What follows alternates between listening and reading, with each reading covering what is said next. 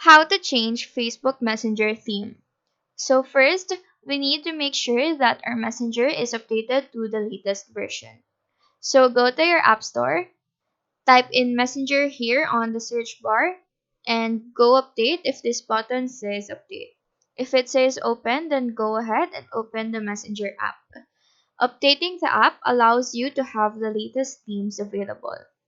So after opening the Messenger app, choose a conversation with a group or with a single person. Now tap on their names on the top of the screen. Once you're here, under customization, tap on theme.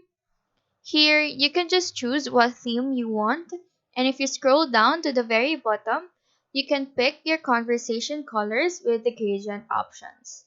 Some themes comes with set quick emojis, but you can change them by going to quick reactions and choosing the one that you want. So that is how to change Facebook Messenger theme. Do let us know if this video helped you out, and if you have any questions, feel free to drop them down below. Thank you for watching and have a nice day.